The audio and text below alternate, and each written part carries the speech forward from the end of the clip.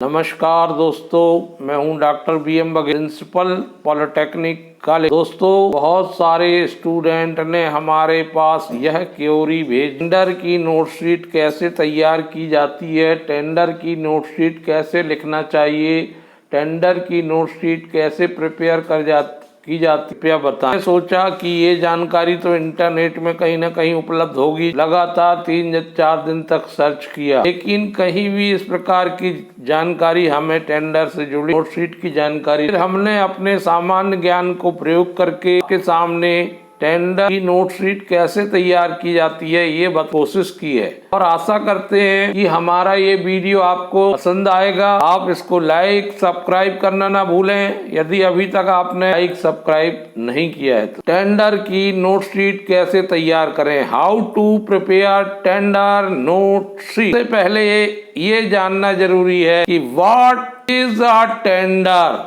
एक निविदा क्या है, कि जब तक हम मूल बात को नहीं जानेंगे आगे समझ पाना बहुत कठिन हो। Tender is an invitation to bid for a project. Tender आमंत्रण का प्रस्ताव है कि किसी को बनाने, मरम्मत करने या किसी कार्य में कोई दक्ष फर्म है तो वो बिड करे, एप्लीकेशन दे, या एक औपचारिक प्रस्ताव बोली स्वीकार करने का निमंत्रण है। टेंडरिंग आमतौर पर उस प्रक्रिया को संदर्भित करता है इसके तहत सरकारें, बड़ी संस्थाएं, बड़ी बड़ी कंपनियां, अर्धधारी संस्थाएं, सार्वजनिक निजी उपक्रम, वित्तीय संस्थान बड़े प्रोजेक्ट के लिए आमंत्रित करते हैं। एक निश्चित समय सीमा में, सर्टेन टाइम में प्रस्तुत करना होता है। तो कई बार NIT भी बोलते हैं कि इसके कुछ नियम और शर्तें होंगी, इसका पालन करना आवश्यक होगा सरकार के द्वारा। सरकार हो, राज्य सरकार हो, क्रय नियम बनाए जाते हैं। किसी कार को, किसी वस्तु को खरीदने के लिए, चाहे वो सुई हो, हवाई जहाज हो, या फिर कार हो, मोटर हो, बस हो, ट्रेन हो, या कंप्यूटर हो, स्टेशनरी हो,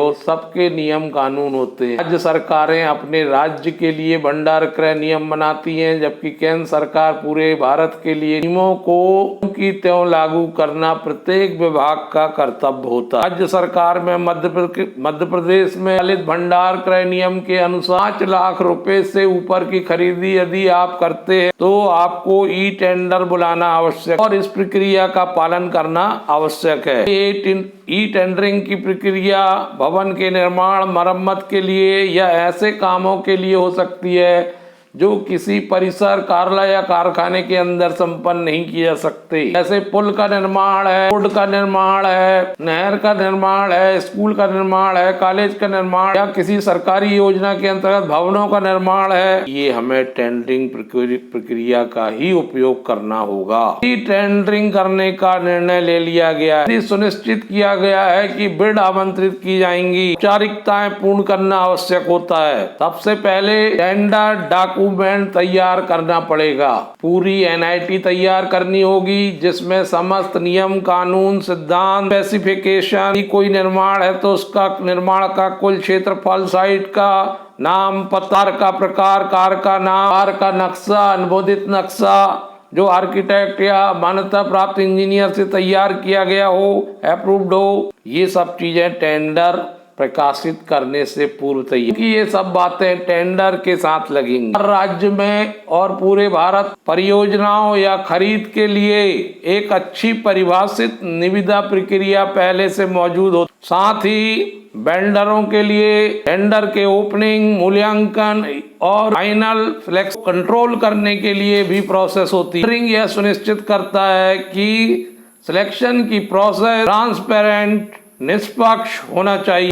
प्रस्ताव की शर्तें स्पष्ट रूप से सूचीबद्ध किया जाना चाहिए। निविदा के लिए विरोध, RFT, आपूर्तिकर्ताओं को कच्चे माल, उत्पादों या सेवाओं की आपूर्ति के लिए प्रतिस्पर्धी बोलियां जमा करने के लिए एक औपचारिक निमंत्रण की यह एक सार्वजनिक और खुली प्रक्रिया है, जिसे निश्चित रूप से समाचार पत्रों में या विभिन्न विज्ञापन के माध्यम से प्रकाशित किया गया है। ये बोली लगाने वालों के बीच निष्पक्ष प्रतिस्पर्धा सुनिश्चित की जाना चाहिए। पूर्ण प्रक्रिया को कंट्रोल करने के लिए आवश्यक नियम बनाए जाने चाहिए। सामान्यतः बिड बातें पालन की जाती हैं। इससे पहले NIT तैयार करना पड़ेगा। Instruction to the bidder, term and conditions, annexure, instruction for opening bidding, technical bid document, certificates to be submitted with the bid, financial bid document, certificate to be submitted with financial bid, price bid, rule of rates, price bid undertaking, tender acceptance letter, tender स्वीकार करने का पत्र, declaration letter, या कौन सी स्थिति में कौन सी firm black listing हो सकती है, letter of authorization for attending the bid opening, जब बिड खोली जाएगी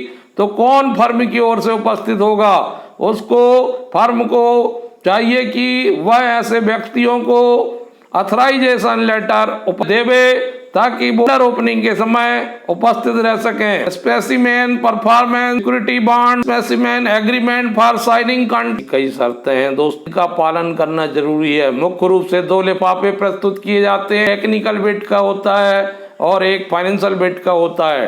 टेक्निकल के बिड के साथ सारे डॉक्यूमेंट्स लगाए जाते हैं और समस्त टर्म एंड कंडीशन के हिसाब से डॉक्यूमेंट प्रस्तुत किए जाते हैं। Quality and quantity of work भी दर्शाई जाती है कि कैसे एजुकेट किया जाएगा। कमिटमेंट, मशीनरियों की लिस्ट दी जाती है और मुख्य काम करने वाले की पर्सनल्स की लिस्ट भी सौंपी जाती है और इसके साथ आवश्यक फॉर्मेट, बैंक सर्टिफिकेट, एफिडेविट्स और अंडरटेकिंग लगते, अर्नेस्ट मनी लगती है। इसके साथ ये बिड कितने समय तक वैलिड रहेगी इसकी अवधि भी दर्शाई जाती है। तो दूसरा लिफाफा फाइनेंशियल बिड का होता है जो सील बंद, मोहर बंद होता है। उसमें भी रेट्स कोट करने पड़ते हैं बिडर को as per schedule and quantities in the NIT के अनुसार। किसी संस्था ने फॉर्म एनआईटी के साथ दिया है तो पूरा फॉर्म भर के जमा करना पड़ता है। आजकल पूरी प्रक्रिया टेंडरिंग के माध्यम से ऑनलाइन हो चुकी है। मैनुअल टेंडरिंग का प्रयोग नहीं किया जाता, ई टेंडरिंग का प्रयोग किया जाता है। अब जब भी टेंडर से जुड़ी नोट शीट बनाने को सोचें तो सबसे पहले पूरी चीजों को सूचीबद्ध कर लें कि एक एनआईटी तैयार करने के लिए आपको किन किन बातों, किन किन शर्तों, किन किन जरूरतों की आवश्यकता होगी और उसकी लिस्ट बना के तैयार कर लें और अपने उच्च अधिकारियों से विधिवत टेंडर करने से पहले शर्तों को अवगत कराते हुए, कार्य के बारे में जानकारी देते हुए, समस्त बातों को एनेक्सचर में लगाकर नोट शीट के साथ संक्षेप रूप में प्रस्तुत करके उनका अनुमोदन प्राप्त कर। ये भी देख लें कि जिस काम के लिए निविदा आमंत्रित की जा रही है उसकी समस्त तकनीकी वित्तीय स्वीकृति प्राप्त हो चुकी है कि नहीं उचित माध्यम से, और क्रय समिति, निर्माण समिति ने उसकी सहमति दे दी है अथवा नहीं दे दी, की है या नहीं, का मूल, सेवा शर्तें, कार्य की अवधि, अमानत राशि आदि सभी बातों का आप औपचारिक रूप से टेंडर बातें आनी है उनका नोट शीट में अनुमोदन करवा और जो टेंडर प्रस्ताव या डॉक्यूमेंट तैयार किए गए हैं उन्हें एनेक्सचर में लगा के जानकारी देवें और उनके ड्राफ्ट का अनुमोदन कर। यदि टेंडर डॉक्यूमेंट के साथ आवेदन फॉर्म भी प्रकाशित किया जा रहा है तो इस आवेदन फॉर्म को भी एनेक्सचर संलग्न में दर्शाकर अनुमोदन प्राप्त कर ले। टेंडर क्रय की, निर्माण की, मरम्मत की, बनाने की एक बहुत बड़ी प्रक्रिया है, इसके सभी पहलुओं को नोट शीट में अनुमोदन प्राप्त करना बहुत जरूरी है।